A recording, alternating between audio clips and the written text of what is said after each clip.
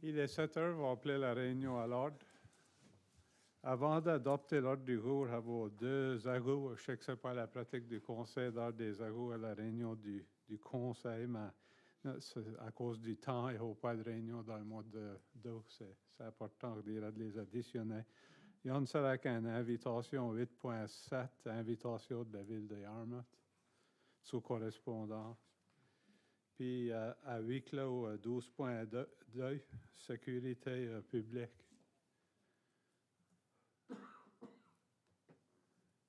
So, si vous êtes tous d'accord avec ça, ça prendra une motion pour adopter, proposée par Conseil Hill, appuyée par Conseil Leblanc. Tous en faveur, indiquant en disant oui. Contre. Motion adoptée. Y a-t-il des items sur l'agenda qui pourraient vous mettre dans un conflit? Sinon, 3 présentations en nos points de soir. 4, adoption des procès-verbaux. 4.1, le 19 juin 2019, réunion régulière du Conseil. Y a-t-il des erreurs ou des omissions? Proposé par Conseil Leblanc, puis par Conseil Hill. Tous en faveur, indiquant en disant oui. Oui. Contre. Motion adoptée. 4.2, le 3 juillet 2019, réunion du comité du Conseil. Y a-t-il des erreurs ou des omissions? Proposé par Conseil Thibault, appuyé par Conseil Deveau. Tous en faveur, indiquant en disant oui. Oui. Contre. Motion adoptée. 5. Affaires découlantes des réunions précédentes. 5.1, PVAC, Parc du Fort Cap-Sainte-Marie. Ça fait un an que ça va. Quand il y a eu l'annonce pour commencer le programme au Fort, ça c'est quoi, ça fait un bout de temps.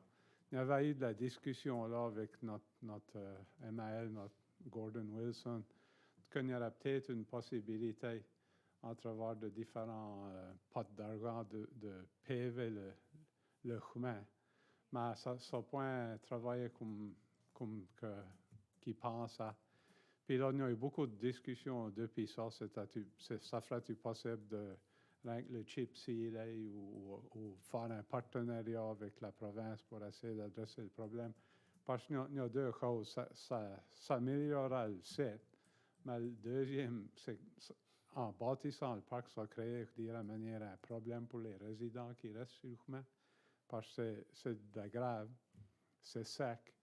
Puis il passe énormément de trafic là, puis tous les fois qu'il passe une car, c'est tu sais, sur les deux maisons, comme tu parles aux résidents, ils ne peuvent pas mettre des hearts sur la ligne, ils ne peuvent pas quitter ce qu'ils ont une craque dans la vitre de la car, ça poussière tout. So, il y a une discussion avec Gordon Wilson une couple de semaines passées. Puis lui, en fait, de parler avec le département pour voir s'il y aura des opportunités là. Mais une suggestion qu'il lui avait, c'est que ça prendra peut-être un counter là, dans le chemin. Tu sais, comme ils mettent des counters pour compter le trafic, là, les cars à mesure qu'ils passent, pour avoir un sens de vraiment que baisse notre trafic. So, lui, je sais que lui, elle en discuté avec TIR, mais je crois que ça prendra peut-être une lettre d'appui ou de demande pour mettre un counter là, pour aider le cas, pour peut-être adresser cette situation-là. Je ne sais pas ce que vous en pensez, mais c'est plus ou moins ça la demande.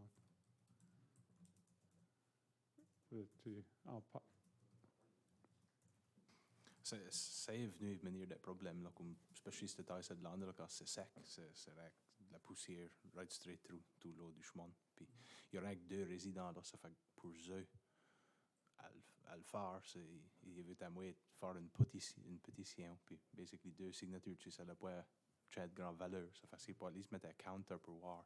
Parce que les cars qui passent au long, je sais que dans le plus busy, là, il peut passer une centaine de cars par jour, là, c'est up and down, ça va pas. Ça. As-tu quelqu'un conseil de? Merci, M. le Préfet. Du temps, me demande si on peut faire mettre du chloride sur le chemin, puis ça ferait moins de poussière. Ou est-ce qu'on peut faire arrimer de mieux ou faire c'est qu'on va payer, mais du temps, peut-être faire mettre du chloride, puis je ne sais pas où est-ce qu'on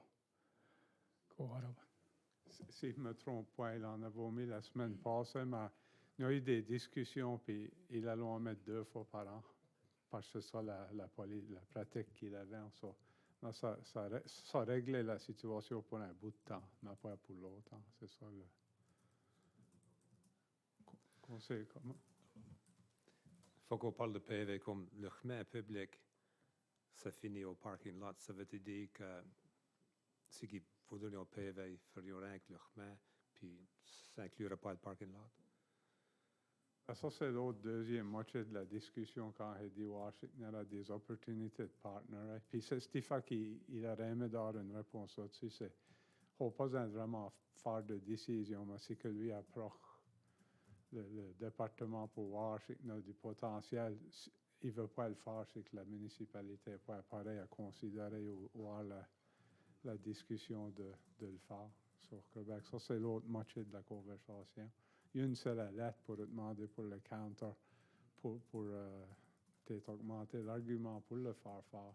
La deuxième phrase, c'est la municipalité est prête à faire chaque mode de partenariat. Quand ça semblera, je ne suis pas sûr, et je ne sais pas même si ils ferions pas à le faire. Il ne veut pas s'avancer avec cette idée-là si que la municipalité n'est pas intéressée de l'examiner. Conseil, comment? Stéphane, je ne sais pas si le directeur général a fait contact avec lui pour nous rencontrer, parce que ça, c'est une autre discussion qu'on pourrait avoir avec lui à l'égard de ça. Non, il n'y a pas de date prévue encore pour une rencontre. Je sais qu'au niveau de PV, là, il y a eu des discussions qui ont eu lieu. Je sais que il y a d'autres avantages pour la municipalité, autres que pour les deux résidents qui sont sur ce chemin-là. Je sais qu'au niveau du Grand Fondo, ça c'était le parc c'était un lieu qu'il est mieux d'inclure sur une des routes du Grand Fondo. Mais tant que le chemin n'est pas PV, ça a cause des problèmes pour le faire comme un rest stop et pour que les cyclistes montent au parc. Et tout au niveau de, si on regarde dans le sens plus large, la municipalité et le niveau esthétique et l'amélioration de nos espaces publics, avec le congrès mondial qui s'en va en 2024, ça c'est quelque affaire que je suis en train de garder. C'est certain que PV, ce chemin-là et le parking lot, ça fit bien dans le contexte du CMA. Alors, il y a d'autres avantages potentiels à la municipalité.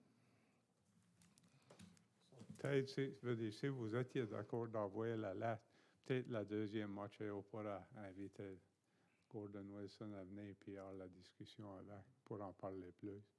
Mais sur la lettre, êtes-vous intéressé d'envoyer une lettre pour mettre un counter conseil? Ça te prend une motion pour envoyer la lettre. Moi, je vais faire la motion qu'on envoie une lettre pour mettre le counter. Y a-t-il quelqu'un qui a pris ça, conseiller Potier? Y a-t-il de la discussion sur la motion? Tous en faveur, indiquant en disant oui? Count. Motion adoptée. 5.2, circulaire hebdomadaire. Carl? Oh, c'est des flyers, ça. Tu m'as trouvé off avec ça, là, pour être honnête. Merci, monsieur le préfet. Je sais qu'on a déjà parlé avant à propos des flyers qui sont distribués à pas mal toutes les maisons dans la région. Et puis, comme membre de la board de Waste Check, on a parlé aussi là, puis j'ai un intérêt aussi de pouvoir régler le problème. C'est rendu au point que là, on a des citoyens de la région qui nettoient, qui ramassent les déchets dans les canals. Puis là, la personne qui les suit tire les flyers dans le canal et dans les driveways partout. Moi, c'est au point à la place d'aller de l'avant, on a porté de laurier avec notre régionnette. Et puis, au des points, je ne sais pas, fait dire qu'il faut qu'on arrête les flyers. J'aimerais que si ça va avec les conseillers, qu'on ramène ça au bylaw committee pour essayer de régler le problème, soit que ça soit que on peut mettre des boîtes à quelque part ou mettre des tubes, que les personnes qui n'auront pas les tubes auront point de flyer. C'est le bylaw committee pour régler ça. Je sais que ça a été fait à d'autres endroits. À d'autres municipalités qui l'ont enlevé les flyers, il n'y en a plus.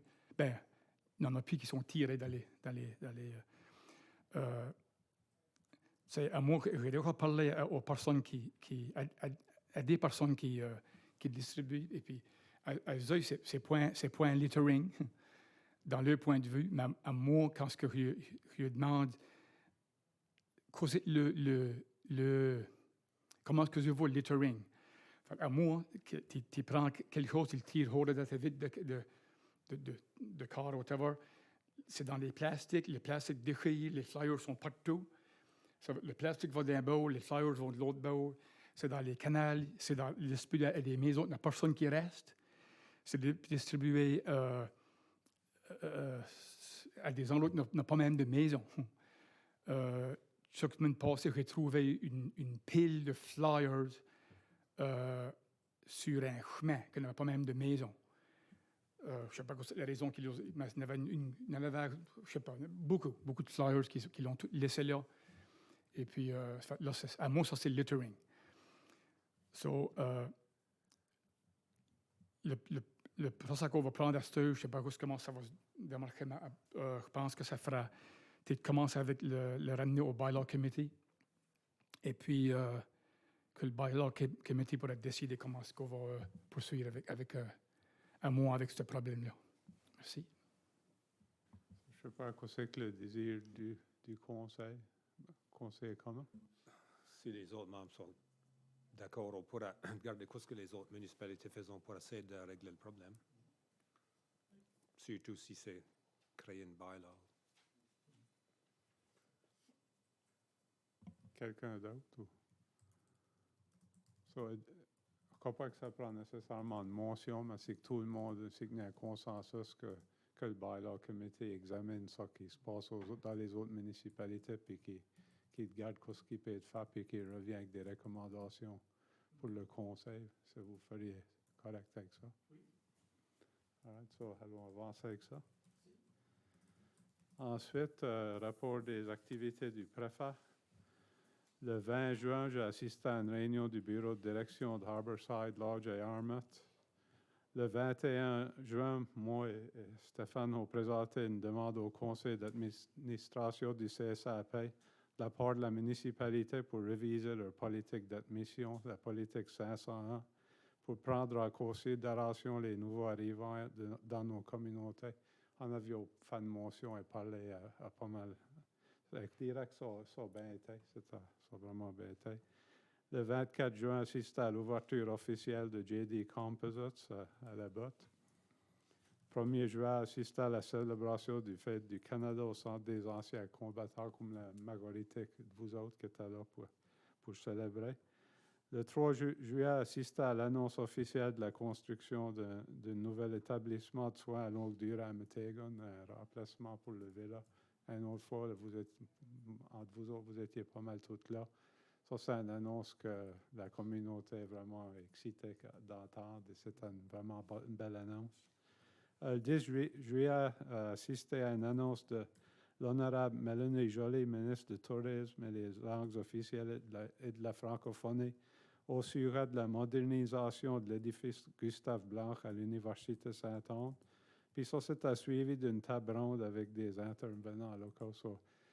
Après l'annonce, sur quoi étions peut-être une quinzaine, que vous pouviez parler. On peut parler à propos du Congrès mondial, qui avait été nommé une des communautés accueillantes francophones au Canada, une des 10, et d'autres items à faire avec la francophonie. Ça, c'était bien. Le 15 juillet, assisté à une réunion du Liaison and Oversight Committee du Rennes à Digby. Comme vous savez, probablement, Pam Mood était le chair, elle a démissionné. So, il y a eu des votes sur Jimmy McAlpine et le chair pour le LOC, le warden de la municipalité de Digby. Puis le vice chair, c'est Patty Durkee de la municipalité de Yarmouth. Le 15 juillet, assister à une session conjointe des conseils de Clare et Argyle pour discuter le CMA 2024. Vous étiez tous ici, c'était les deux conseils, c'était une bonne réunion. Et le 16 juillet, assister à une réunion de la Société d'édifices Sainte-Marie de la Pointe à l'édifice du CDNA. Moi et Hector, je suis sur le comité. C'était une bonne réunion. Et passe en grande ligne, mais je suis certainement prêt à répondre si vous avez des questions. Ensuite, alors cette présentation officielle des membres du Conseil de vote. Merci, M. le Préfet. J'aimerais justement annoncer que demain, le 18 juillet, ça va être le 60e anniversaire de mariage de René et Annette Comeau de Saunieville. Puis je demande qu'on lui présente un certificat si c'est le désir du Conseil. Merci. Vous êtes tous d'accord avec ça? Notez d'autres présentations officielles, Conseil Tiba? Oui, tous les fois que je vais à Halifax, je passe par Hansport, jusqu'à la Grosse Cup Landing, là. Puis tous les fois que je passe, je regarde, puis le drapeau acadien flotte sur des fous, là. Arrête le hou, arrête de parler à Hoover, qui est à Chach, mais il est au pays, là. Mais je crois que ça fait une bonne affaire. Ils ont une lettre de merci pourquoi ils ont le drapeau de Nouvelle-Écosse, le drapeau du Canada, le drapeau, et puis le drapeau acadien. Ça me semble que le Conseil devrait juste avoir une lettre de marché pourquoi qui flotte notre drapeau. Vous êtes tous d'accord avec ça? Oui. Avati. J'aimerais prendre l'occasion pour féliciter David DeVoe de Riverside Lobster International Inc. De la botte, c'est le président de Riverside. Le 20 juin, à l'Université Saint-Anne, ils ont célébré la réussite des diplômés collégiaux. Et je crois que le préfet, il y avait des membres du conseil présents. Et le même soir, Alistair Surrett, le recteur de l'université, a présenté le prix Louis E. DeVoe à David de Riverside. Et il y a un article qui apparu dans le courrier de la Nouvelle-Écosse qui dit Riverside Lobster International Inc. est un important moteur économique pour la région. Et cette entreprise innovatrice contribue et réinvestit dans toutes sortes d'initiatives dans la municipalité de Clare. Ça fait que félicitations à David DeVoe. J'aimerais demander à la municipalité d'envoyer une lettre de félicitations. Tout d'accord? Oui. Est-ce d'autres présentations officielles? Sinon, alors la correspondance 8.1, Association Sentier de Clare Rails Trails Association. Monsieur Cyr, merci pour votre lettre du 30 mars 2019 dans laquelle vous nous informez que notre demande d'octroi au montant de 3 000 $ a été acceptée par le Conseil. Les membres de notre association veulent exprimer un grand merci à vous-même et aux membres du Conseil pour cette généreuse contribution. Cette contribution va nous permettre de poursuivre le travail d'entretien sur le sentier. Le travail cette saison sera concentré sur deux aspects: contrôle de la végétation sur les côtés du sentier et réparer la surface du sentier. Soyez assurés que le sentier est bien utilisé et contribue énormément aux besoins récréatifs et au bien-être des utilisateurs. Il faut également tenir compte que l'utilisation du sentier a un impact économique envers les commerces de la région. Veuillez agréer, M. Cyr, l'expression de nos sentiments meilleurs. Robert Atterio, président. Questions ou commentaires? 8.2, Housing Nova Scotia. Dear Mr. Cyr, regarding the 2018-2019 municipal contribution, Western Regional Housing Authority. Housing Nova Scotia prides itself in providing safe, affordable homes to more than 17,600 Nova Scotians who live in one of our over 11,000 public housing units. Through our 5 regional housing authorities, we invest more than $140 million each year to operate and maintain our public housing stock. Municipalities are key partners as they contribute to the delivery of the program by funding a percentage of the housing authority's net operating losses in accordance with joint operating agreements. The municipality of the District of Clare's share of the 2018-2019 public housing net operating losses as it relates to senior and or family projects located within your municipal jurisdiction is $38,841.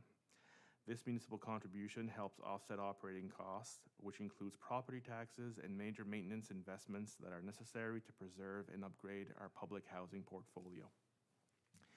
We appreciate receiving your payment for $38,841 at your earliest convenience. We want to thank you for your important contribution to help meet the housing needs of your residents. Should you wish to receive more detailed information regarding the determination of the identified 2018-19 municipal share, please contact John Campbell, Housing Director, Western Regional Housing Authority. Yours truly, Laurie Curry, Chief Financial Officer, Housing Nova Scotia. As-tu des questions? En termes, så har just det att la prallbura, men har vi burat en montant med cette courant? C'est toujours une estimation qu'on fait parce que nous autres, notre bureau, on le passe en mai, mais les 2 dernières années, on le passe au mois d'avril. On a seulement confirmation du montant de la province ou de Housing Nova Scotia au plus tôt le mois de juin. So, on se base toujours sur ce qu'on avait reçu ou ce qui nous a été demandé de contribuer de l'année d'avant. Cette année, on avait budgété $35 000 basé sur ce qu'on avait payé l'année dernière. Et le montant qui nous est demandé, c'est presque $39 000. Alors, il y a un petit manque à gagner là, de $3 000 4 000.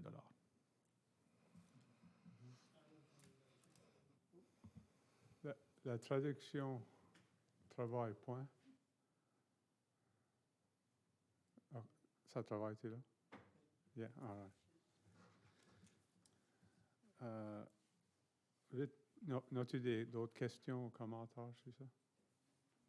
8.3 Far Out Festival. Dear Warden and Municipal Council, the Far Out Festival's Board of Directors would like to take this opportunity to express our heartfelt appreciation to the Municipal Council for their support of our event for the past 3 years by providing us with the municipal stage.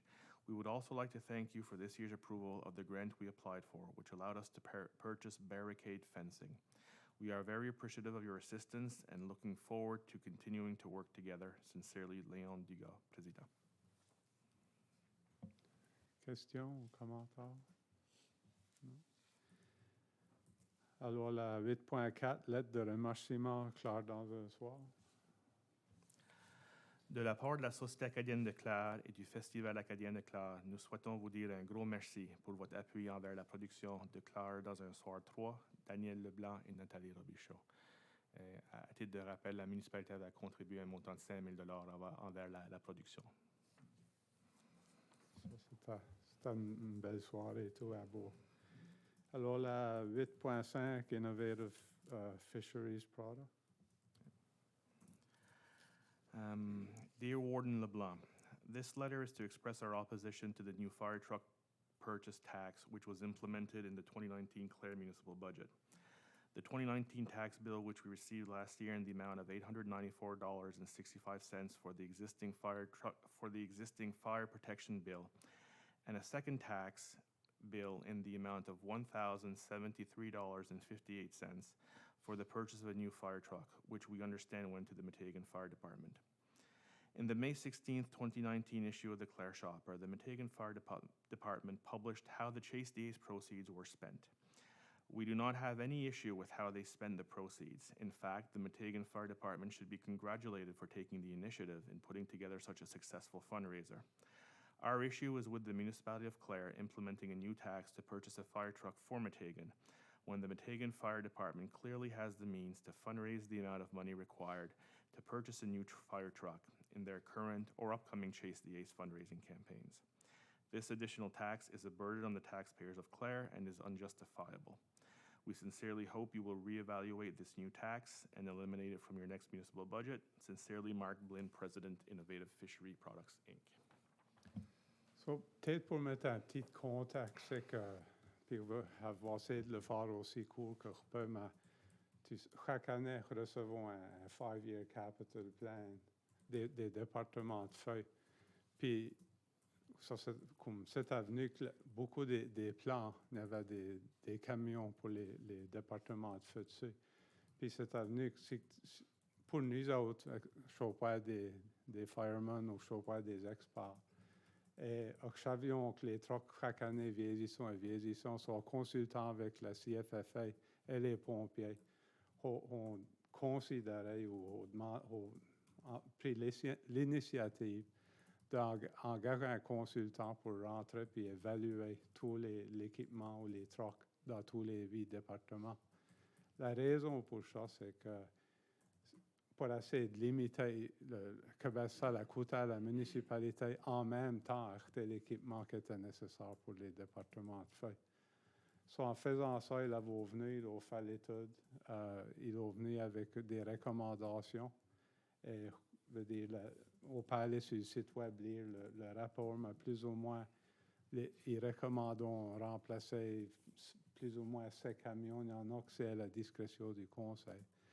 Mais le Conseil avait différentes options. Il aurait pu prendre une loan, emprunter l'argent, acheter tous les camions en même temps. Ça aurait été une grosse loan, peut-être 2,8 millions. Mais l'approche que le Conseil a prise, c'est de garder la liste, puis cette année, c'est Metegan, mais l'année prochaine, c'est Southville, là, quoi, ça va la semaine, comme c'est. À la place d'emprunter puis payer de l'intérêt, lorsque tous les 3 ou 4 ans, l'intérêt que tu payes à racheter un autre truck, il faut décider de mettre le 6 cents, ramasser le 350 000, acheter le camion pour cette année-là, puis cette année, c'est Metegan. L'année suivante, il y aura 6 cents, ça coûte un truck à Southville. En faisant ça, ça sauve beaucoup d'argent pour le taxpayer. Quand si vous avez pris une grosse loan, rien que l'intérêt payant à l'acheter 2 trucks ou 3 trucks dans le cours de payer la loan. Essentiellement, avoir eu beaucoup de discussions avec tous les départements de feuilles. Ils ont passé à travers du rapport. La CFFA, la Clare Firefighters Association, a pris une vote qui supportent le rapport à 100% et les recommandations dedans. On a eu beaucoup fait de négociations et beaucoup de crédit au département de feuilles et leurs initiatives de travailler avec la municipalité. Je pense peut-être qu'il y a un manque, veut dire peut-être comme une réunion publique, l'on advertise, il n'y a pas beaucoup de monde. Mais en disant ça, veut dire qu'il faut que nous prenions une miette de responsabilité, c'est que ça n'a pas été communiqué peut-être de la manière que ça aurait dû. La réalité, c'est oui, c'est en Metegan dans le truck, mais ça, c'est le premier de 7 trucks. Et de la manière que le faisant, ça sauve de l'argent. Et les fire departments allaient avoir l'équipement qu'ils déservent d'avoir et qu'ils devrions d'avoir pour donner un bon service de feuilles. Pas mal passé à travers vite. Je ne sais pas si tu vas additionner de quoi là, mais... Ou un autre conseiller qui va additionner. Mais quoi que peut-être le manque de communication, c'est qu'on met une rate pour acheter un truck à Metegan, puis c'est un procès plus large. Metegan, c'était le premier. Et en réalité, de sorte qu'on prend tous les départements de feu supportant les priorités du rapport, que Metegan est le premier parce que le truck a eu beaucoup de problèmes. Et ils supportent les priorités comme que le rapport les a enlignées. Je ne sais pas si le conseil est comment. Je suis sûr qu'Innovative comprend l'importance des départements de feuilles, des camions pour la sécurité de la municipalité. Mais est-ce que la municipalité vous a envoyé une lettre ou répondu aux lettres pour les expliquer de manière tout différente des règles, le processus qui a pris place pour faire ces décisions ici? Pas encore parce que la lettre a été adressée au conseil, comme après l'histoire, il faudra répondre. Puis plus ou moins, je crois que c'est une explication. Alors, je sais qu'il a eu des discussions avec des pompiers depuis qu'il avait envoyé des lettres et des conseils, puis je crois qu'ils comprennent mieux la situation, mais elle l'explique parce qu'ils réalisent à point tout le procès. Ça veut dire qu'il y en a d'autres qui réalisent à point le procès. Que la municipalité a entrepris pour acheter les camions. Conseil de... Merci, M. le Préfet. Moi, quand je lis la lettre, j'ai eu trop l'impression qu'il comprend pas comment ça travaille, pourquoi ce qu'il paye le truck à Metegan. C'est certain qu'il y a du public qui n'est pas content, il n'a pas un œil, on aurait qu'une lettre de œil. C'est ça. Je pense qu'il faudrait lui envoyer une lettre ou faire sûr qu'ils sont clairs de comment ça travaille. Parce que moi, j'ai l'impression qu'il comprend, qu'il n'a pas compris le processus qu'on prend pour les camions. L'autre point que peut-être faut mettre, c'est qu'on met la rate à travers la municipalité parce que on CFFA, tous les départements, ils travaillent ensemble pour bien un service à toute la municipalité. So, ils travaillent, si il fait un bout de Clare, les camions de l'autre bout, c'est qu'ils ont besoin. Je veux dire, l'autre approche, c'est l'approche que d'autres municipalités prenaient lorsqu'ils faisaient des area rates à l'intérieur de leur propre territoire, comme mettez un face au territoire. Mais alors, ça crée, c'est comme mettez un, si je estime peut-être 50% de l'assessment de la municipalité de Clare, pour eux, c'est un camion, c'est peut-être 6 cents pour 2 ans, puis le camion fera payer. Mais un autre département, ça fera peut-être 12 cents pour 10 ans avant que ça fût payé. Puis l'approche de la municipalité et de la CFFA, c'est que ça dessert tout le monde égal. So, allons mettre ça pour tout le monde, puis je crois que c'était la bonne approche. As-tu quelqu'un d'autre? Mais j'aimerais certainement chez quelques pompiers ici, mais j'aimerais certainement dire, puis je le dis tout le temps, mais que Clare est extrêmement chanceux d'avoir les bénévoles avant dans les départements de pompiers. Ils sont bien équipés, ils sont traînés, puis ils donnent beaucoup de leur temps. Puis on voit ce qui se passe dans les autres municipalités. Je veux dire, les bénévoles, c'est le monde en souffre. Puis ici, dans Clare, je peux te dire, je suis vraiment chanceux. Les marchés, tous les chances que j'ai. So, je sais qu'il n'y a rien d'autre.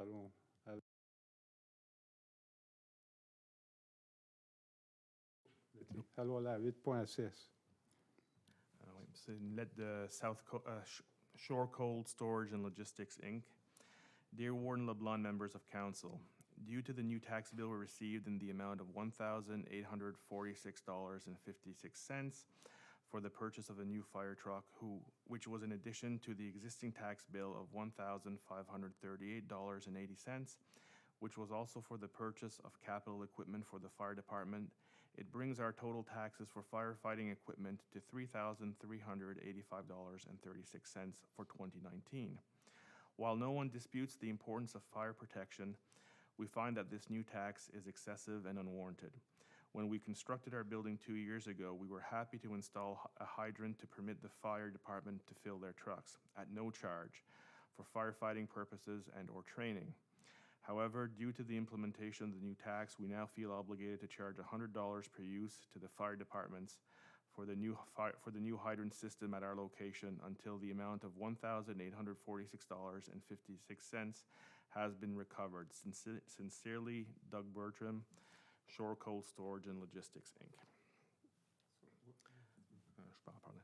So, moi, aujourd'hui, replacer Shore Cold Storage and Logistics, Inc. et Innovative Fisheries, c'est les mêmes propriétaires. Mark Blinn, c'est le président des deux compagnies. So, reçu qu'il y a eu des discussions avec Mark depuis que les deux lettres ont été écrites. La première signée par M. Blinn, la deuxième signée par M. Bertram. So, rappeler Mark aujourd'hui par rapport à la deuxième lettre surtout, et la possibilité qu'ils vont commencer à faire soit la municipalité ou soit les pompiers du Petit Ruisseau pour l'utiliser, pour avoir accès à l'eau pour tuer des feux, pour voir si c'est encore ça leur intention suite aux discussions qu'on a eu lieu. M. Blinn m'a dit que c'était à point lui qui avait signé la lettre. Mais il dit, moi, je suis en train de le contacter à titre de président de la compagnie. Il m'a dit, par contre, qu'il m'a dit que M. Bertram était là avec lui et qu'il en parlait à M.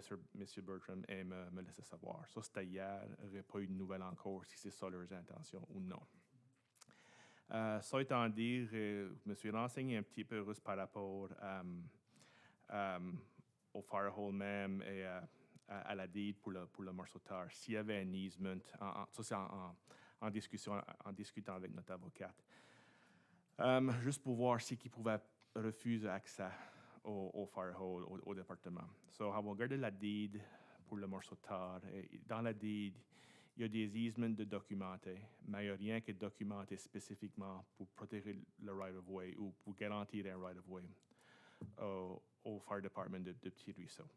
S'il y aurait eu un easement dans les codes même, de ça qu'on comprend, l'accès aurait été garanti pour le département. Mais le fait qu'il n'y a point d'easement de recordé dans la deed, il n'y a rien nécessairement qui les empêche de faire ça ici. Si tu regardes dans la NGA, la Municipal Governments Act, la section qui touche spécifiquement sur fire protection, le rôle des municipalités, le rôle des volunteer fire department, ou des emergency services providers plutôt. Encore là, il n'y a rien nécessairement qui adresse un cas comme ça ici. Sur ça étant dit, sans regarder plus dedans, il n'y a rien qui les empêche de faire ou de demander qu'on les paye ou de se faire payer chaque fois qu'un fire truck va là pour remplir les tanks. Ça étant dit, veut dire, c'est loin d'être la situation idéale. C'est de ça qu'on comprend en parlant avec Conseil Thibault. Si ça reste comme que c'est, ça pourrait être potentiellement le 3e firehole que le département de Thierry-Ruisseau part.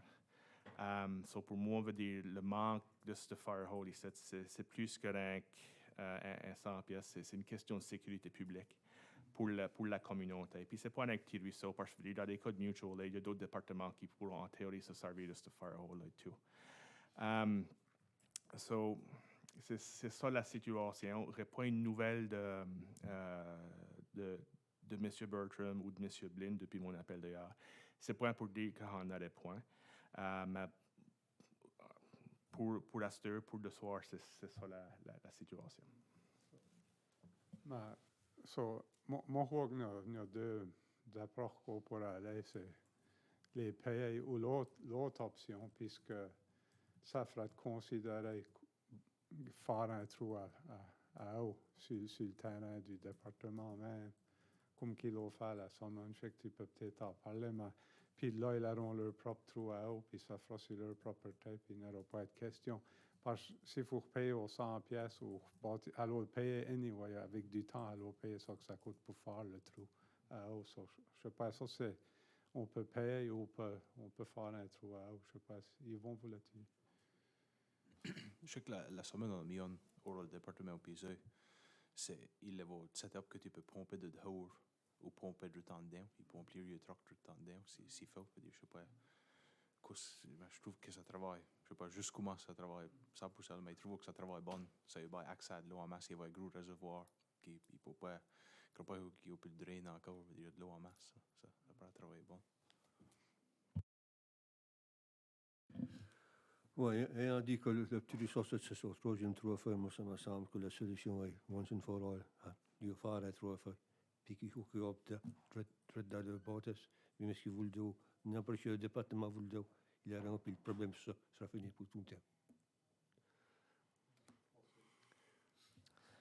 Moi, je suis d'accord avec M. Thibault. Ça, c'est du monde qui font du volontiers et ils font du bon cœur. Et puis, se fourrer dans des situations comme ça, c'est pas idéal pour eux. Ça fait que s'ils avaient eu un propre trou, ils n'auront plus pour personne. Et puis là, ils pourront fighter les feux comme qu'ils voulaient.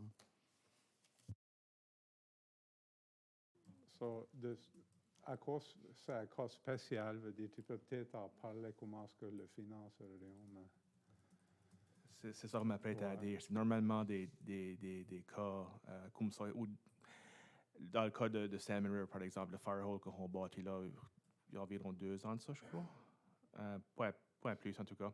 Ça, c'est normalement des items de même. Ça sera financé à travers la fire rate qu'on a en place de 5 cents. Dans le cas de la Summon, quand nous l'avons fait, de souvenance, c'est à l'entour de 20 000 pièces. Puis ça, c'est le trou est plomé à la fire hall. Peut-être une mieux plus, entre 20 et 25 dans ce range-là. Ça étant donné la situation de soir, je crois, puis le fait que les argents de l'error rate de 5 cents ont essentiellement déjà été pas alloqués encore, mais la planification pour les achats de l'année a déjà eu lieu. La motion va être discutée ce soir. Ça, c'est quand on fasse la planification-là et quand le département a mis leur 5-year plan ensemble, ça faisait pas partie ou sa situation était pas connue encore. Ça étant dit, avec votre permission, la recommandation ce sera de financer, de se renseigner pour des prix mais d'aller de l'avant avec le financement du Fire Hornet Capital Reserve. Étant donné que, comme je l'ai dit plus tôt, c'est une situation de sécurité publique, c'est en dehors de la norme, et notre area rate de 5 cents à cause du timing de tout ça. Et out of fairness pour tirer ça et tout, ça va être un point de travail. Puis je ne crois pas que vous voulons jeter ce truc à faire comme ça. Ça prendra plus ou moins une motion qu'on commence, si vous êtes d'accord, le processus de commencer avec un trou à feu. Danny? I'd like to make the motion because I think that's the way to go. I mean, they can't, they shouldn't be holding that over Littlebrook's head or the municipality's head. I think it's the way to go, and I'm prepared to make the motion that we access the reserve and get the prices for the whole. Puis par le conseil de vote. N'as-tu d'autres discussions sur le conseil de vote? Si, on va regarder pour faire juste le trou ou on va regarder pour faire le plumbing pour rentrer dans la fire hall au même temps. Parce que je sais que plusieurs un Apple Royal, c'est sur les guides même et tout.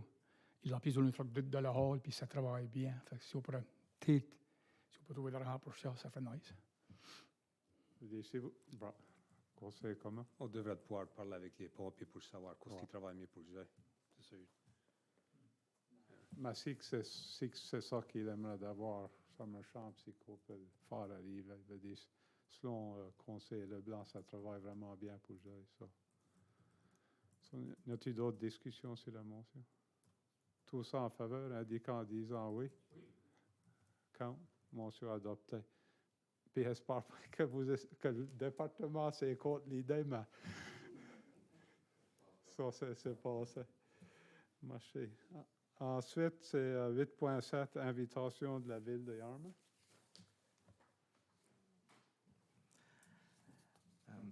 Madame la mairesse PMU du Conseil de la ville de Yarmouth vous invite cordialement à une réception en plein air donnée en hommage de la visite distinguée de l'honorable Arthur Leblanc, lieutenant-gouverneur de la Nouvelle-Écosse, et Madame Patsy Leblanc, mercredi le 7 août 2019, de 2h à 4h de l'après-midi à Frost Park, 400 rue Main, Yarmouth, Nouvelle-Écosse.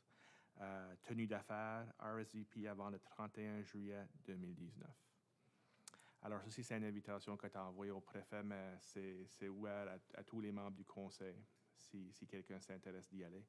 Et si vous voulez me laisser savoir, je peux envoyer un RSVP de la part de ceux qui veulent y assister. Alors, l'RSVP, encore une fois, RSVP avant le 31 juillet.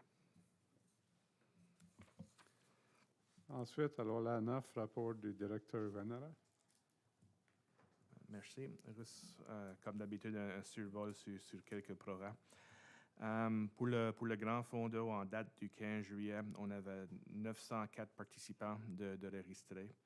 Alors, si on se compare à l'année dernière, à la fin du mois de juillet, le 31 juillet, on avait 900 participants. Alors, on est un peu de l'avant comparé à l'année dernière.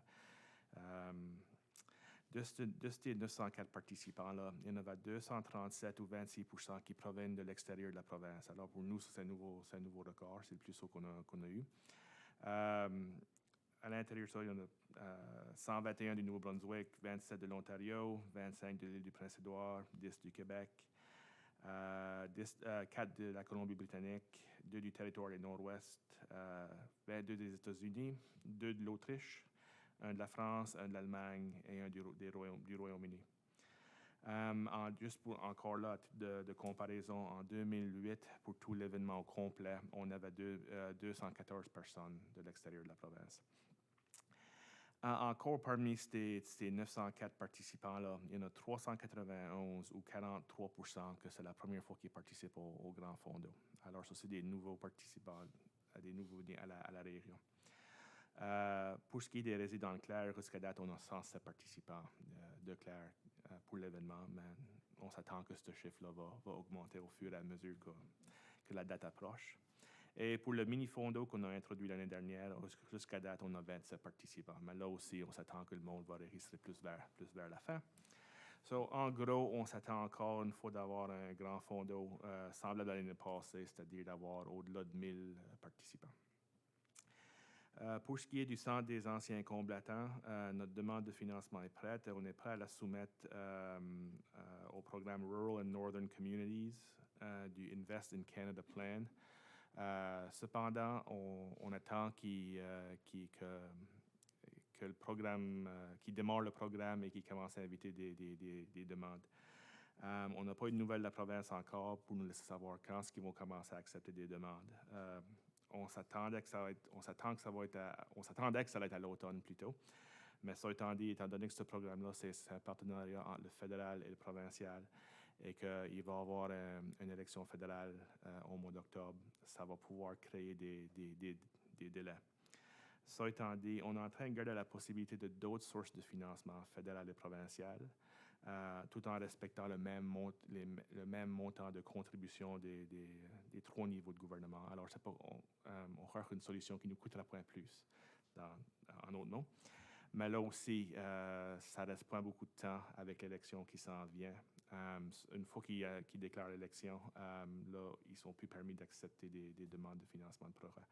Alors, on regarde c'est quoi nos possibilités et si que l'échéancier de temps qui nous est disponible nous permet de soumettre l'application. Pour ce qui est du Metegan River Sewer Extension, l'Outfall Pipe, je vous en ai parlé plusieurs fois, malheureusement. Comme je l'ai dit la dernière fois, c'est SPEC qui a eu le contrat pour le travail pour le montant de 24 600 $. L'installation, comme je vous ai dit aussi, est vraiment dépendante de la météo et des marées. C'est un tuyau de 900 pieds. Le travail était censé se faire la fin de semaine du 4 juillet, mais on a dû le remettre à plus tard à cause qu'on n'a pas reçu les permis de la province. Ça nous a été dit que ce n'était pas un problème il y a plusieurs mois. Malheureusement, ça a été un problème. Mais depuis ce temps-là, le ministre en question, les permis ont été signés par le ministre du département en question. Ils ne sont juste pas rendus encore au bureau dans la région du Sud-Ouest. On me dit qu'on va les recevoir au mois de juillet. Alors, on a parlé à SPEC et le travail, on s'attend à pouvoir faire le travail maintenant au début du mois de septembre ou dans le mois de septembre. La raison qu'on essaie de le finir ou le faire le plus tôt possible, ça fait longtemps, c'est que ça va. C'est le dernier élément d'un plus gros projet, d'un projet d'environ 1,2 million. Mais le problème avec ça, c'est qu'on a des holdbacks qui sont à mort et qu'on ne peut pas avoir tant autant que le projet n'est pas fini. Puis l'outfall pipe, c'est la dernière partie du projet. Aussitôt qu'on finit ce morceau de travail-là, nos holdbacks, le projet sera fini, nos holdbacks nous seront déboursés. Pour ce qui est du Congrès mondial 2024, le prophète l'a mentionné dans son rapport, et la grande majorité de vous autres, vous étiez là, qu'on a eu une réunion avec une session conjointe des conseils de Clare et Argyle le 15 juillet pour discuter le CMA, mais plus spécifiquement deux choses. Le processus pour établir le nouveau conseil d'administration. Et deuxièmement, c'est quoi les attentes des conseils des conseils et du comité organisateur par rapport à notre participation au CMA 2019 à l'île du Prince-Édouard et au sud-ouest du Nouveau-Brunswick. Pour ce qui est de l'établissement du conseil d'administration du CMA 2024, on va faire un appel de déclaration d'intérêt. Ça, c'est la municipalité et le directeur général de Argyle et moi-même, on va travailler sur la documentation pour ça. Qu'on va lancer sous peu avec l'intention de trouver des personnes intéressées pour combler la position de président, de vice-président régional Clare, de vice-président régional Argyle et de trésorier. Alors, 4 membres de l'exécutif. Et ça, on va dresser une liste et de là, on fera une autre réunion au mois de septembre pour vous présenter les noms qui sont sur cette liste-là pour en faire l'évaluation et essentiellement nommer quelqu'un dans ces 4 postes-là. Pour ce qui est de notre présence cet été en 2019, on va avoir un kiosque au Congrès à partir du 16 août jusqu'au 23 août, comme partie d'un genre de salon commercial. Le kiosque va être ouvert de 3 heures de l'après-midi jusqu'à 8 heures du soir tous les jours. Et également, le 24, on va avoir ce qu'on appelle une vitrine ou une showcase. Puis là, c'est vraiment une opportunité. Ça va être de 1h à 3h30 de l'après-midi. Il va y avoir quelques dignitaires qui seront présents. Également des musiciens, des animateurs, des artistes de la région de Clare et Argyle. Et ça aussi, c'est comme essentiellement, c'est un précurseur pour une plus grande cérémonie qui va avoir lieu dans la soirée, pour signaler le transfert du dossier du Congrès mondial de Nouveau-Brunswick et l'île du Prince-Édouard à l'Acadie du Sud-Ouest de la Nouvelle-Écosse. Alors, ça va avoir lieu le 24. Le CMA 2019 est en train de nous aider avec des fonds qui ont mis de côté pour aider à défrayer les coûts de cette vitrine-là du 24. Encore là, pour la préparation, la technique, l'audiovisuel, le coût des musiciens, etc. On a également soumis une demande au bureau des affaires acadiennes et de la francophonie pour la balance des coûts nécessaires pour ça. Pour ce qui est du dossier de l'Internet, Mainland Telecom a soumis une demande en réponse à l'RFP qui a été échoué par Develop Nova Scotia. Et ça a été soumis avant la date limite du 28 juin. La municipalité de Clare, comme vous savez, on a écrit une lettre d'appui à la demande de Mainland. L'appui était conditionnel sur le succès de l'évaluation de la demande, ainsi que les négociations contractuelles entre Develop Nova Scotia, Mainland et la municipalité de Clare. On n'a pas eu de nouvelles encore de Mainland quant à la demande. Si je me rappelle bien, je pense qu'il avait dit que, pas seulement nous autres, mais que les demandes seraient évaluées et que des réponses seraient envoyées au mois de septembre. Alors, il reste à voir. Pour le centre communautaire à Havelock, juste un petit suivi là-dessus. Comme vous le savez, on a soumis une demande de financement auprès du New Horizons for Seniors Programs pour aider avec des travaux nécessaires pour cet édifice-là. C'est un édifice qui appartient à la municipalité. Le coût total du projet, le coût estimé est à 50 000 $. Alors, la demande de financement était pour 25 000 $ ou 50 %, ce qui est le maximum permis sous le New Horizons Program. On a reçu de la correspondance hier du programme comme quoi que notre demande a passé, qu'elle est éligible, numéro 1, et qu'elle a passé une évaluation préliminaire. Alors, c'est des bonnes nouvelles. Pas de promesse encore, mais elle a franchi la première étape. Pour ce qui est de la décision finale par rapport au financement, ça, on va seulement le savoir. Il ne nous donne pas une date précise. Il dit tôt l'hiver. So, je ne sais pas juste qu'est-ce que ça veut dire exactement, mais il y aura encore une période de temps avant qu'on ait une nouvelle par rapport au financement. Puis, ça le dit très clairement dans les critères pour le programme qu'on n'a pas le droit de commencer les travaux avant qu'on reçoive les nouvelles, sinon on risque de se faire disqualifier. Pour ce qui est des finances de la municipalité, le 30 juin, en date du 30 juin 2019, la municipalité avait 8 033 446 $ en revenus versus 2 511 052 $ en dépenses, pour un revenu net de 5 522 394.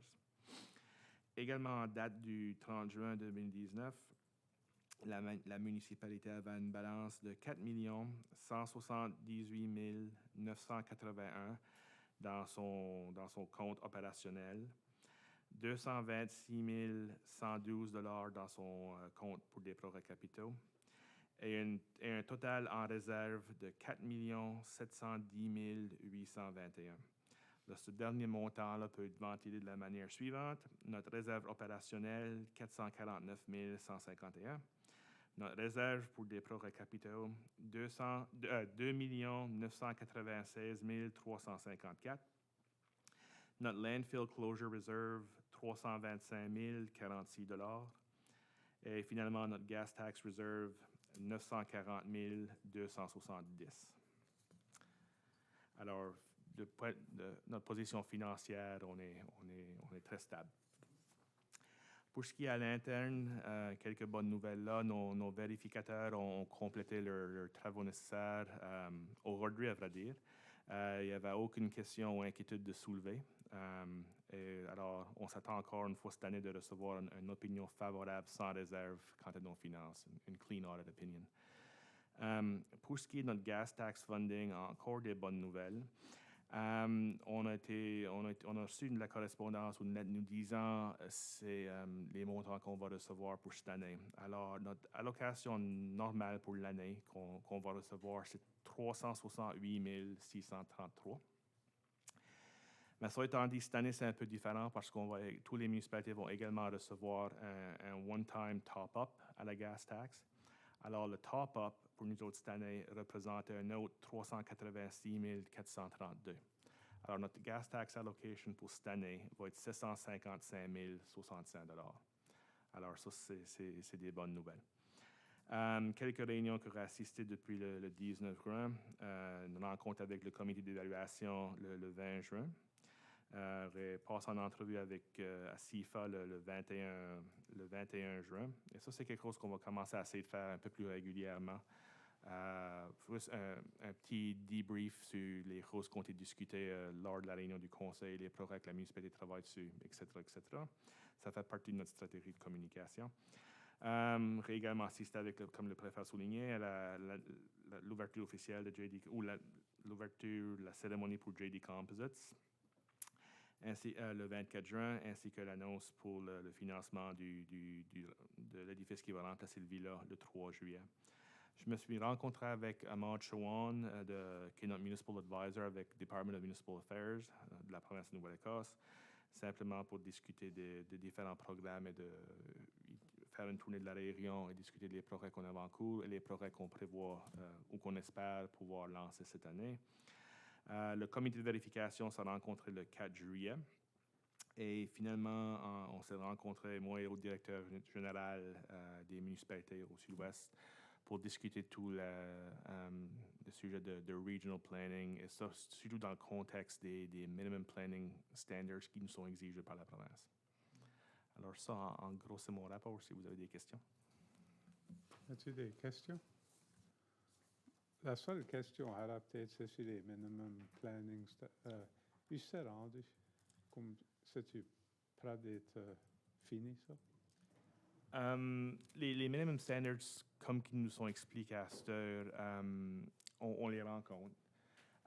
C'est pas pour dire qu'il n'y a pas un travail à être fait, à mettre nos plans en route. Mais je ne me rappelle pas de la date précise. Je crois que c'est à la fin de l'année, mais je ne peux pas te répondre à 100%. As-tu d'autres questions, commentaires? Sinon, alors, à 10, rapport des comités, 10.1, rapport des permis de construction, Conseil Hill. As of June 2018, we had 90 permits issued for a value of construction of $4.2 million. And as of June of 2019, we had 89 permits issued for a value of $4.6 million. So about $200,000 increase over the years. So good start. C'est bien. As-tu des questions? Ensuite, 10.2, Villa Acadienne, Conseil commun. Les membres du bureau de direction se sont rencontrés le 25 juin pour la réunion annuelle à la Villa. Et j'ai demandé à l'administratrice de faire un rapport et un suivi pour le remplacement de la Villa. Ça fait qu'elle va lire ce rapport. The Villa's annual meeting was held on Tuesday, June 25th, 2019, with all members present. Gloria Banks from Grant Thornton in Yarmouth presented the financial statements for the fiscal year ending March 31st, 2019. We finished the year with a current operating deficit of $46,569. Our total income totaled $7,065,613, with the majority of that being resident day revenue, $6,800,000. Our total expenses totaled $7,112,182, with the majority of that amount being salaries and benefits of $5,900,000. Gloria Banks also presented an engagement report for our charitable foundation for the period ending March 31st, 2019. Through donations, fundraising, and interest, we earned $52,300 and spent $4,765. Donations are made up of donations made in memory of a loved one and bequeaths. Money spent can only be used to the benefits of the residents, such as special events and special equipment, etc. At each annual meeting, we elect the officers of the board. Marcel Cotreau was elected president. Les membres du bureau de direction sont, il y a 2 membres du public, Marcel Cotreau et Henri Lintimot, et les membres du conseil qui siègent sur le comité sont conseil Éric Pochet, conseil Yvon Leblanc et conseil Hector Thibault et moi-même. I was elected by Simon Côté-Huézy comme vice-président pour un terme d'1 an.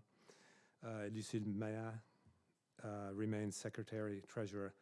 On July 3rd, 2019, comme mentionné par le préfet, Minister of Health and Wellness announced the replacement of Villa Acadienne with an additional 10 beds. The new facility will be located on the old Bluegrass site in Metegan. The facility will be comprised of 3 neighborhoods of 32 beds, 16 beds per house. Each house will have their own bathing suites, dining, living area, private resident rooms with private bathroom, and will share a kitchen. The board has hired a project manager to guide us along our journey and is working with Nycom and Associates, an architectural firm based in Halifax. The schematic design will be presented to the Department of Health and Wellness on July 3rd. Je pense que Conseil Thibault va se rendre à Halifax avec Marcel Côte, le président, puis l'administratrice. And will soon be working on the design phase of the project. Minister Dory's press release, in his press release, he expects the new facility to open in 2022-23 fiscal year, qui veut dire peut-être 3 ans et demi. Et c'est des nouvelles qu'on attend depuis plusieurs années, ça fait qu'on est vraiment contents. Et ça, c'est tout. As-tu des questions? C'est des bonnes nouvelles pour sûr. Alors, la 11 nouvelles affaires, 11.1, motion visant à adopter l'arrêt numéro 37, arrêté concernant les subdivisions deuxième et dernière lecture. Je ne sais pas si voulais-tu parler là-dessus ou conseiller comment? Pas de différence, on a parlé de 2 dernières réunions, si tu veux, mais pas, ça fait pas de... Si tu veux en parler mieux, puis moi, OK. en parler à la place, il faut.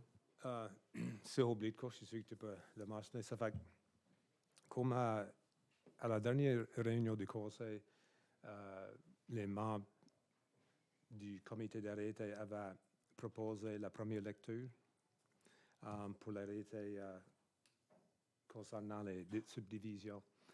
Ça fait que ce soir, va expliquer ce qu'on avait expliqué à la dernière réunion.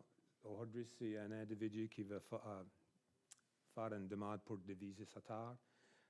Et cette terre rencontre ou traverse un chemin du gouvernement qui est point entretenu, un K-Road. Sa demande pourrait être refusée. Ça fait qu'aujourd'hui, il n'existe aucun arrêté concernant les subdivisions. Et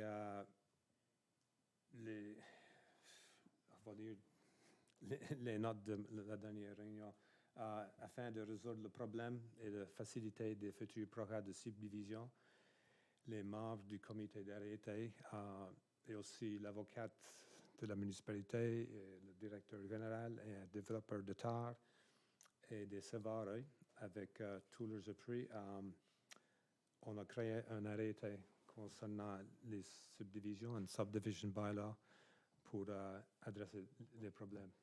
Et ça fait que nous autres proposons que le Conseil accepte la deuxième lecture. Un petit déroul juste pour... on avait, la première fois qu'on avait présenté l'arrêté pour première lecture ou pour deuxième, après qu'on l'avait présenté pour première lecture, on avait reçu des questions, des commentaires, comme le Conseil, comme on mentionnait, des sévères, des développeurs, des avocats de la Réunion. Alors, on s'est assis avec eux autres, on s'est rencontré avec eux autres, on a fait des révisions. On a présenté l'arrêté nouveau le mois dernier pour première lecture, compte tenu des modifications qu'on avait effectuées au document. Cette fois-ci, on l'a affiché de nouveau. On a seulement eu un commentaire d'un développeur qui était vraiment un malentendu. Alors, ça a été réglé à ce heure qu'on en a parlé, lui, et il n'y avait aucune autre inquiétude par rapport à la bylaw. On n'a reçu aucun autre commentaire. Alors, c'est ça, si le conseil est d'accord, la recommandation, ça serait de le passer pour deuxième lecture. J'aimerais ajouter aussi que Barrington a eu beaucoup de succès avec leur subdivision bylaw. Et nous autres, on a comparé la note. Mais bien sûr, il faut que notre bylaw, c'est mieux pour notre municipalité. Mais on a comparé, puis leur bylaw travaille bien. Ça fait. So, en disant ça, en faisant-tu la motion? Je propose que le conseil de la municipalité du district de Clare fasse la lecture de l'arrêté numéro 37, un arrêté municipal respectant les subdivisions, et que l'arrêté soit lu pour la deuxième et dernière fois par son titre seulement. Quelqu'un qui appuie ça? Appuyé par Conseil Hill. As-tu de la discussion sur la motion?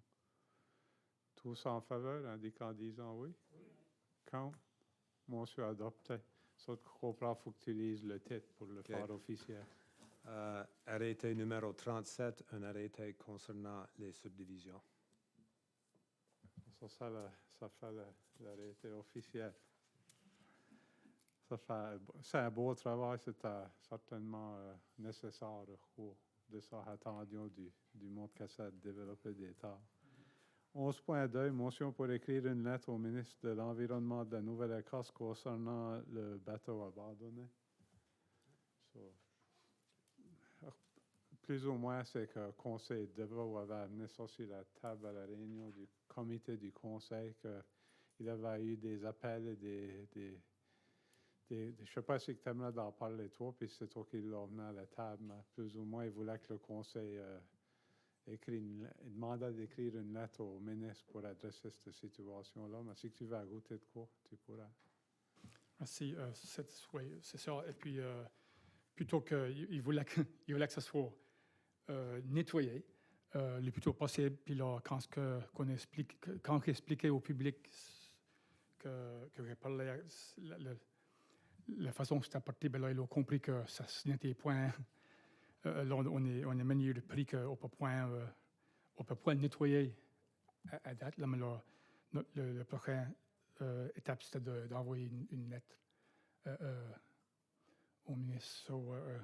Quand on fait la mention, si c'est. Je propose que le conseil de la municipalité du district de Clare écrit une lettre au ministre de l'Environnement dans la Gordon Wilson indiquant les préoccupations à propos du bateau abandonné à côte de Comoville. Appuyé par le conseiller Thibault, as-tu de la discussion sur la motion? Tous en faveur, indiquant en disant oui? Contre? Motion adoptée. Oui.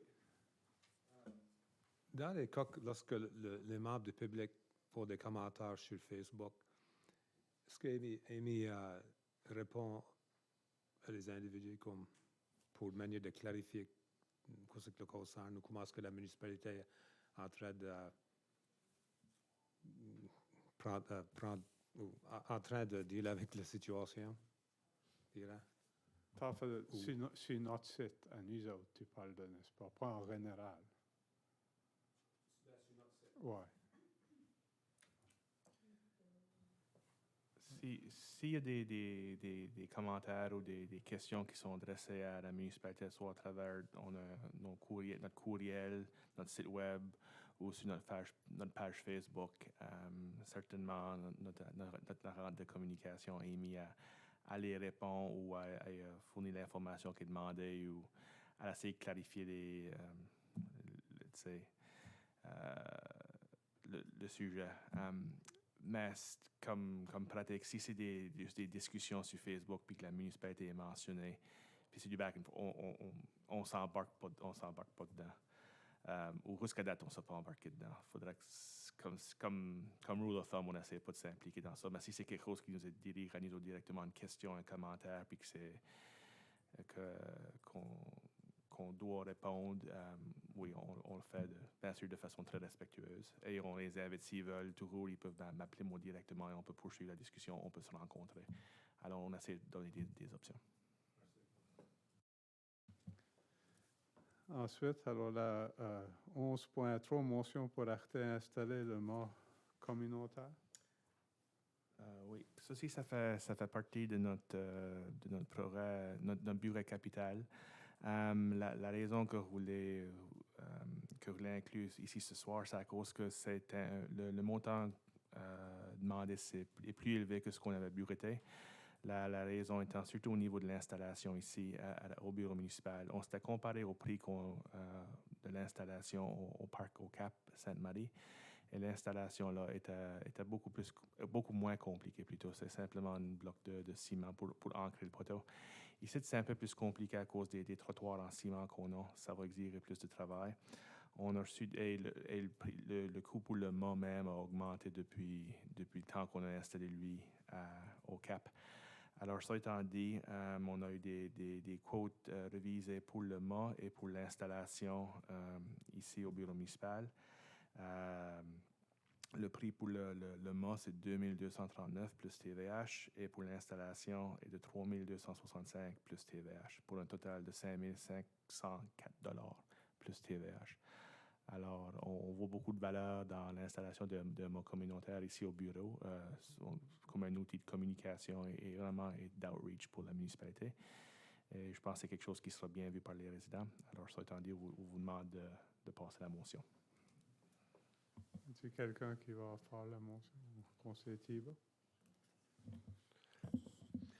Je propose que le Conseil de la municipalité du district de Clare approuve l'achat d'un mât communautaire de Flag Emporium au montant de 2239 pièces plus TVH, ainsi que son installation de Spec Resources Inc. au montant de 3265 plus TVH pour un montant total de 5504 pièces plus TVH et que ce montant prévoit du fonds du capital de la municipalité. Quelqu'un qui appuie ça? Conseiller Deveau. Y a-t-il de la discussion sur la motion? Je crois que c'est une bonne idée parce que maintenant, si quelqu'un veut flotter un drapeau à un endroit où le mettre sans vraiment casser les protocoles qui existent et avoir une politique sur les drapeaux et tout qui est bien. En disant, avez-vous pris la vote? Ça me chambre la pointe. Arrête de parler. Tous en faveur indiquant en disant oui. Oui. Contre. Motion adoptée. Ensuite, alors la 11.4, motion pour approuver le plan d'investissement en capital de 5 ans, 2019-2024. Le plan d'investissement en capital de 5 ans, c'est un document que la province nous demande de soumettre et de réviser à tous les ans. Le document est dû au mois de septembre et vu qu'on se rencontre pas au mois d'août, c'est pour ça qu'on vous le présente maintenant. C'est un document qui est essentiellement basé sur notre budget pour des projets capitaux pour l'année et ainsi qu'est-ce qu'on envisage comme projets capitaux pour les prochaines 4 années par la suite. Surtout au niveau de notre utilisation de gas tax. C'est quelque chose, c'est juste pour la province, c'est un outil de planification. Ça nous amorce pas les mains, ça nous oblige pas de faire tous les projets qui sont listés ici. S'il y a un nouveau projet qui nous est présenté, que le Conseil décide de le faire, même s'il n'est pas inclus dans le plan, il n'y a rien qui nous empêche de le faire. Ceci, c'est juste encore une fois pour donner une idée à la province où ce qu'on s'en va en termes de progrès pour notre municipalité. Mais ça peut rendre du jour au lendemain et c'est difficile à prévoir des progrès comme ceci 5 ans de l'avance avec toute l'incertitude qu'il y a au niveau surtout des programmes de financement. Alors, ça étant dit, ce qu'on vous a formé, le document qu'on vous présente ici ce soir, c'est le même document que je vous ai présenté il y a 2 semaines. Il n'y a pas eu de changement. C'est essentiellement une listing ou une énumération des progrès qu'on est en train de regarder à. Le format va changer un peu parce que ce n'est pas le format qui nous est exigé par la province, mais le contenu, ça va être le même. Alors, ça étant dit, on vous demanderait une motion pour approuver pour approuver le plan d'investissement capital de 5 ans pour qu'on puisse le soumettre à la province pour la date du 1er septembre. Y a-t-il quelqu'un? Conseiller Leblanc? Je propose que le Conseil de la municipalité du district de Clare approuve le plan d'investissement en capital sur 5 ans de la municipalité 2019 à 2024, tel que présenté. Quelqu'un qui appuie ça? Conseiller Hill? Y a-t-il de la discussion sur la motion? Plus ou moins, c'est comme le directeur général a dit, c'est vraiment une wish list qu'on met tous les programmes tête même qu'on y aurait pensé pour ce qu'on se décide d'avancer avec, ils sont sur une liste. Ça nous a mort point du tout. Êtes-vous paré pour la question? Tous en faveur, indiquant en disant oui? Oui. Contre? Motion adoptée. Ensuite, 11.5, motion pour approuver le financement capital 2019-2020 pour les services d'incendie. À la dernière réunion, ou plutôt ce mois-ci, je vous ai présenté la liste pour les accords capitaux pour les services d'incendie pour la municipalité de Clare. C'est basé sur les items que les autres ont inclus dans leur plan le plan capital pour l'année. Alors, si on regarde, les items qui sont inclus sur cette liste ici sont financés par notre fire rate de 5 cents, qui est celle qu'on a toujours eu en place. La fire rate de 5 cents, une fois qu'on note le paiement principal et en intérêt des prêts qu'on a sur nos livres pour les services d'incendie, ça nous laisse avec un 123 293 $ à investir envers des équipements que les différents services se servent du roue à roue pour combattre des feux. Des bunker suits, des CBA, des helmets, des gants, des bottes, des affaires même, des hoses et tout ça. So, en regardant la liste qu'ils nous ont fournie cette année, les items qu'ils nous ont demandé, il y avait pas mal de consistance entre les différents départements. Encore une fois, les bunker suits, il y en a plusieurs, des SCBA, des helmets, des gants, des coveralls, il n'y avait rien vraiment des items qui te faisaient questionner à quoi ça sert, c'est du stuff qui va servir ou non. C'est tous des items qu'on sait qui sont servis régulièrement. Alors, ça étant dit, basé sur les demandes qu'on a reçues des différents départements, le montant total était de 117 742 $, qui est à l'intérieur du montant qu'on avait à investir, le 123 293, et ça nous laisse avec un petit montant de lousse si vraiment qu'il y a des imprévus qu'arrivent dans le passé. Alors, ça étant dit, la recommandation du personnel, ce serait d'aller de l'avant et d'approuver les demandes des services d'incendie pour des équipements tels que présentés. Quelqu'un qui va faire le mot conseil de... Merci. Je propose que le Conseil de la municipalité du district de Clare approuve le financement en capital pour les services d'incendie pour l'année fiscale 2019-2020 tel que présenté.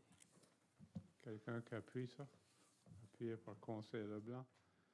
Ça veut dire qu'on passe à travers la liste au comité du Conseil en détail, pas que c'est nécessaire.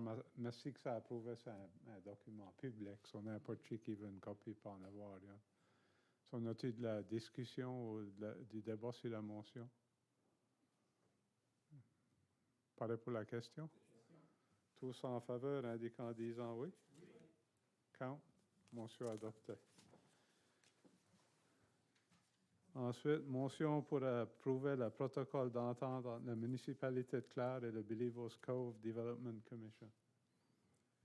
Ça, c'est tout simplement un protocole d'entente qui était déjà en place entre la municipalité et le Believers Cove Development Commission. Cette année, on a eu raison de le réviser, de faire une petite mise à jour et vraiment de faire notre avocat jeter un coup d'œil dessus aussi. Russ, à cause a été dû pour les renouveler. Alors, tant qu'à être, on s'est dit on va s'assurer que le contenu du document est ce qu'on veut. et qu'au niveau du risque, qu'on est protégé des deux côtés, tant nous autres que le Billy-Wusthof Development Commission, qui est un de nos partenaires quant à la gestion du parc.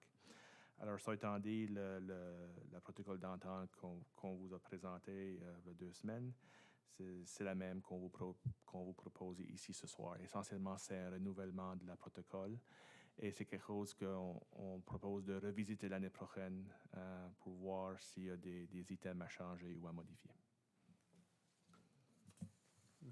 Conseil Hill. I move that the council for the municipality of the District of Clare approve the proposed memorandum of understanding between the municipality of Clare and the Belarus Cove Development Commission as presented. Quelqu'un qui appuie ça? Conseil Deveau. Y a-t-il de la discussion sur la motion? Tous en faveur, indiquant en disant oui? Oui. Contre? Motion adoptée. 11.7, motion pour redistribuer le montant restant du budget de préparation de la soumission de candidature de CMA 2024. Pour la soumission du document de candidature pour le CMA 2024, on avait un budget de 50 000 $. Ça, c'était 25 000 de la province de Nouvelle-Écosse à travers le Bureau des affaires acadiennes et de la francophonie, un 12 500 $ de la municipalité de Clare et un 12 500 $ de la municipalité d'Argyle. On a préparé notre dossier de candidature, on l'a soumis, et comme vous le savez tous, on l'a reçu. On a été choisi comme la région gagnante.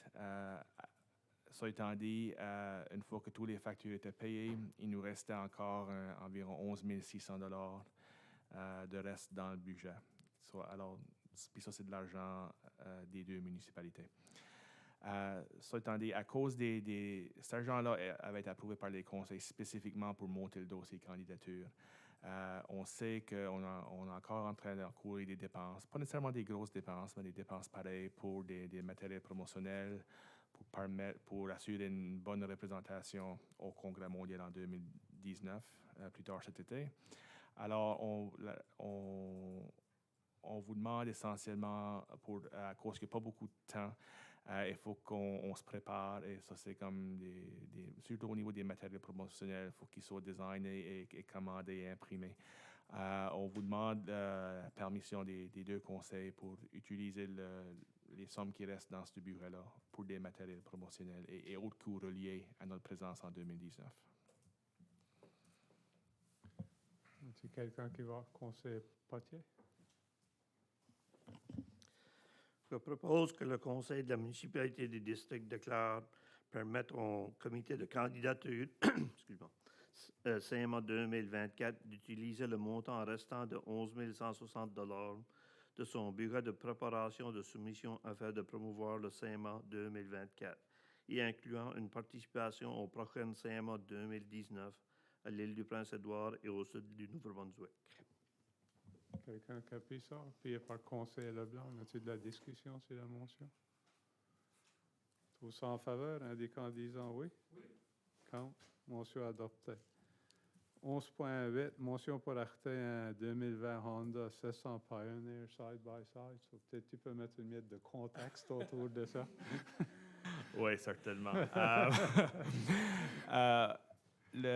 Pour notre landfill, je suis obligé par l'environnement à tous les quarts, alors tous les 3 mois, de tester l'eau sur le site et de monitorer les sels qu'il y a là. Avoir 29 puits sur le site, ils sont répandus une miette partout. Dans le passé, la personne qui fait le testing pour nous autres, il a une 4-wheeler, il amenait la 4-wheeler, et ça passait. Et il faisait lui, ou des fois, il s'embarquait en dessus la 4-wheeler, puis il grimpait autant de bouteilles qu'il pouvait. Il testait les puits qu'il pouvait avec les bouteilles qu'il avait. Il allait en bac, il chargeait d'autres bouteilles, et ça continuait de même pour faire le testing à tous les cas. But avec le temps, au fur et à mesure, c'est comme tout autre, les arbres poussent, les vents poussent, et il n'y a jamais vraiment eu de maintenance de ces routes-là, et ça a été rendu de plus en plus difficile à se rendre au puits. Tu ne peux pas le faire à pied, c'est trop loin, puis à cette heure en 4-wheeler, c'était rendu au point qu'on ne peut plus se rendre, c'est trop rough, il y a trop de bois, il y a trop de vent, tu vois pas, c'est difficile. Et vraiment, au niveau de sécurité, c'était loin d'être l'idéal. Ça étant dit, cette année, pour adresser la situation, et allons parler plus loin à 11.10 et tout, avons gardé à couper des routes pour nous rendre au puits, pour permettre ce testing-là qui nous est exigé par la province à travers le département d'environnement. Avons déjà, à travers le BNG no-bar, avons fait faire du bush hogging pour nettoyer. Mais c'est encore rough. Puis ça, voulons faire et tout. Allons garder à ce que c'est coupé, allons passer avec un loader pour arracher les roches, le stumpage et tout ça qui reste. Mais ça étant dit, quand avions prévu dans notre bureau, avions prévu un 50 000 $ en tout dans notre capital budget de cette année pour permettre ce projet-là. À l'intérieur de ça, nous savions que la situation idéale, que avions est à point idéal pour permettre au staff et à notre contracteur pour faire ce testing-là. Puis le fait que c'est à sa four-wheeler, si essayons de le remplacer lui, que c'est pas tout le monde qui peut faire ça ici, puis c'est pas tout le monde qui a une four-wheeler ou une buggy. On dit vraiment, il nous faudra un truc à faire pour nous autres, mais pas rien que pour le testing non plus. Mais il nous faudra un truc à faire le staff qui est là participe dans le testing, mais il y a un contracteur qui travaille avec. Mais as far as le monitoring du site et d'autres rapports qu'il faut soumettre au département d'environnement, ça c'est notre manager à la landfill qui fait ça et tout régulièrement, qu'il faut qu'il se promène sur le site. Ça, on décide le bureau cette année le permet. La recommandation, ça serait d'avoir un side-by-side qui permettra les deux d'embarquer pour faire ce testing-là. Idéalement avec une dump box qui pourront mettre tout leur équipement dans le doré. Il faut également attacher une pompe que il faut l'attacher à la buggy parce que ça prend une pompe pour faire les water tests. Ça et tout avant, c'était strappé sur la four-wheeler puis amener. Ça reste, comme on dit, ça reste pas à grande place. Ça étant dit, pour nous permettre d'aller de l'avant, pour assurer qu'on a l'équipement nécessaire pour faire ce testing-là, la recommandation, ça sera d'acheter une side-by-side avec une dump box. Quand on regardait à les différents prix pour ce side-by-side ici, on regardait premièrement localement qui les vend ou qui offre ce service-là. Évidemment, Honda ici en offre. Avons price, c'est ça que Réunion qui était raisonnable, ça que voulions pour assurer de faire la job. Avons également regardé à deux autres prix, John Deere et Polaris. Et les deux étaient très semblables. Mais au niveau de servicing, le fait que c'est directement dans notre communauté, c'est proche, versus avoir besoin de l'amener hors de la région, ça nous sauve de l'argent là. Et tout le fait que notre procurement policy, c'est la pratique du Conseil autant que possible d'arrêter local. Alors, la décision d'aller de l'avant avec le modèle Honda de Comoville, c'est la recommandation du personnel. Et en allant de l'avant, je crois que ça allons proposer pour l'ongoing maintenance de la landfill du site, assurer que ces routes-là, il va y avoir du regular bush hogging, pas tous les ans, mais peut-être tous les 3-4 ans, juste pour assurer que le gros travail de cette année, qu'on n'a pas besoin de le répéter, que ce sera plus du preventative maintenance au fur et à mesure. Alors, c'est ça, en gros, la raison pourquoi ce que je suis en train de proposer, le side-by-side. Ça sera pour la landfill à Métégan. Puis peut-être si reculons un petit peu, c'est quand on discute au capital budget, regarde, l'autre option, c'est à faire des chemins qu'un truck puisse se rendre là.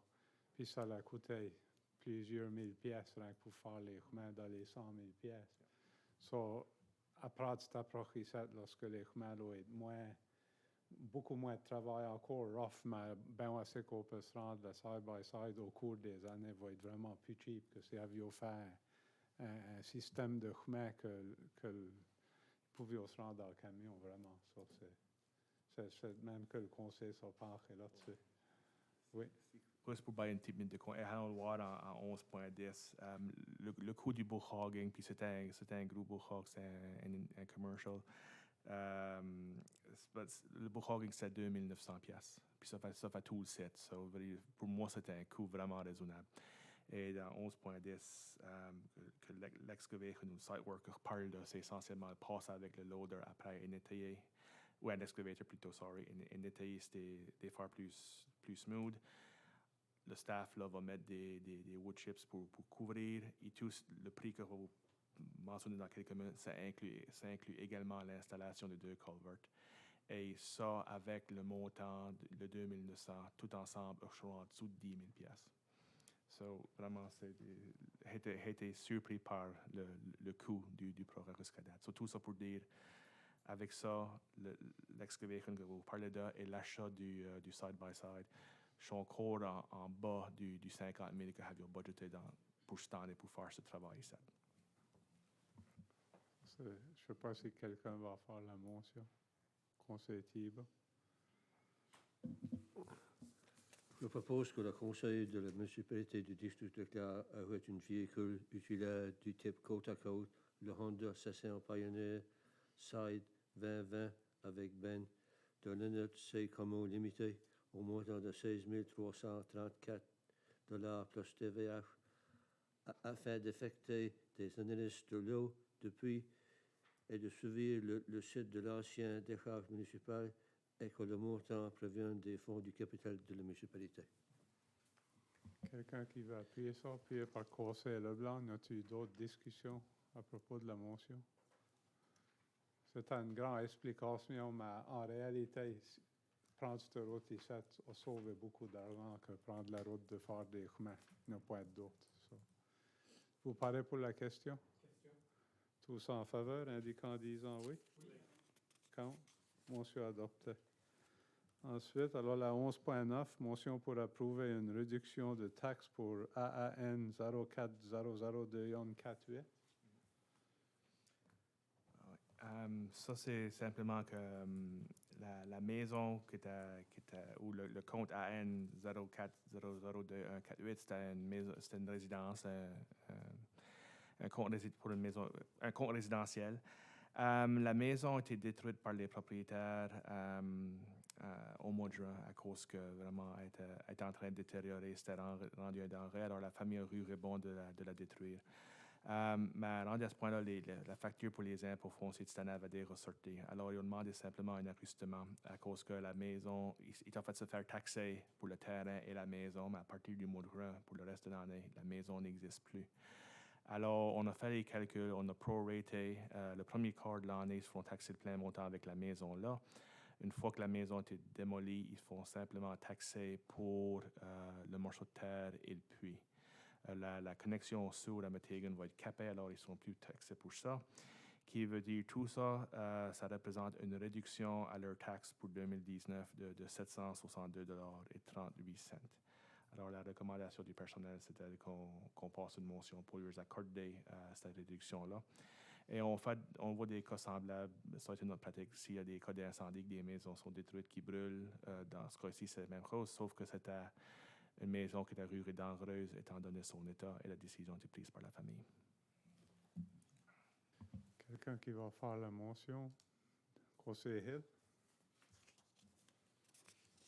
I move that the council for the municipality of the District of Clare approve a $762.38 reduction in taxes for 2019 for AAN 04002148 as a result of the demolition of the house in question by the property owner in June 2019. Quelqu'un qui appuie ça? Appuyé par Conseil devant. C'est de la discussion sur la motion? Tous en faveur, indiquant en disant oui? Oui. Contre? Motion adoptée. 11.10, motion pour accorder une soumission pour l'excavation travail du site ancien décharge municipal. Alors, la suite de mon petit discours de tantôt, c'est avons fait un invitational tender, avons demandé à 3 compagnies locales de bidder la job et avons reçu 3 bids. La plus basse, c'était de B&G Lombard Limité pour tout le travail nécessaire qui reste à faire au site, d'un montant de 5 700 $ plus TVH. Alors, la recommandation du personnel, c'est d'accepter la soumission de B&G Lombard pour ce montant-là. Quelqu'un qui va conseiller Potier? Je propose que le conseil de la municipalité du district de Clare accorde la soumission pour l'excavation et les travaux de site à l'ancienne décharge municipale à B&G Lombard Limité au au montant de 5 700 $ plus TVA et que ces fonds soient pris de la réserve en capital de la municipalité. Quelqu'un qui appuie ça, appuyé par conseil commun. C'est de la discussion sur la motion. Tous en faveur, indiquant en disant oui. Oui. Contre. Motion adoptée. 11.11, motion pour nommer un chemin à Pepperell. Ça, on est en train de parler d'un chemin privé, mais c'est un peu différent que les demandes qu'on a normalement pour nommer un chemin, dans le sens que le chemin n'existe pas encore. C'est dans le district à Conseil et Leblanc, c'est un monsieur qui a de la terre, et un assez gros morceau de terre, ou des gros morceaux de terre. C'est hors sur le baseline road. Et le chemin qu'il veut construire, c'est lui qui a tous les terrains le long de ce chemin-là. Ce qu'il est en train de nous demander, c'est qu'on approuve le nom Pepperell Road pour ce chemin-là de l'avance, à cause que lui est en train de planifier un développement majeur dans la région, dans ce coin-là, sur ces terres. Et le nom Pepperell, ça va faire partie de son branding pour ses entreprises et le développement qu'il veut faire. Mais si le nom est refusé, évidemment, il veut pas dépenser cet argent-là sur son branding.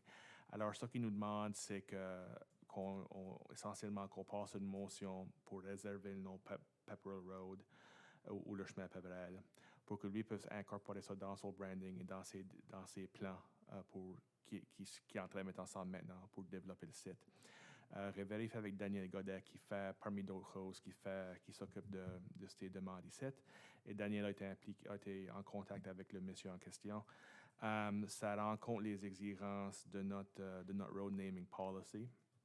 Et le fait que le chemin n'existe pas encore, répondre à la question de Daniel, si on passe la motion comme qu'elle est écrite ici de ce soir, ça va te permettre ce que tu as besoin de faire dans tes discussions avec la province plus tard pour entrer ces informations dans le système. Et il m'assure que oui. Alors, la recommandation du staff et de moi-même, ça sera qu'on accorde la demande pour nommer le chemin, ou au moins pour réserver le nom chemin Pepperell pour quand le monsieur en question décide de le construire. Conseil Leblanc, voulez-tu faire la motion? Je propose que le chemin Pepperell soit réservé pour le chemin proposé à partir du chemin baseline et partagé par les propriétaires PID de 303 77345, 3009 5251, 303 77360, 303 77352 et puis 303 95285. Appuyé par le conseiller Poitiers. Voulais-tu parler net là-dessus? Je n'étais pas sûr que tu voulais en parler un petit. Ou... C'est que le gars, 400 propriétaires sur le bord de la mer, puis il a fait visionner un mode de beau petit développement ici. Là. Il n'est pas juste sûr de tuer l'autre qui va prendre d'accord, mais il voudrait lancer une website pour essayer de promouter ce qu'il veut faire, puis plus le développer au cours du printemps prochain, la manière, ce bail-là. So, je crois que c'est bien de y avoir une head start sur son projet. Conseil de vote. So, c'est des maisons ou c'est des... C'est une maison pour lui, je crois. Et puis un petit plus sur l'environnement, comme plus catering manière, là, plus comme pour hoster des événements et faire des jardins et du soft de même, là, qui a plein de là. So. As-tu d'autres discussions sur la motion? Tous en faveur, indiquant en disant oui. Oui. Contre? Motion adoptée. Ensuite, alors la 12, session à huis clos. Avoir 2 items à huis clos. Avoir 12.1, négociation contractuelle. Puis 12.2, sécurité publique. So, en disant ça, ça prend une motion pour aller à huis clos, proposée par Conseil Leblanc, appuyée par Conseil Deveau. Tous en faveur, indiquant en disant oui. Oui. Contre? Motion adoptée. Bonsoir.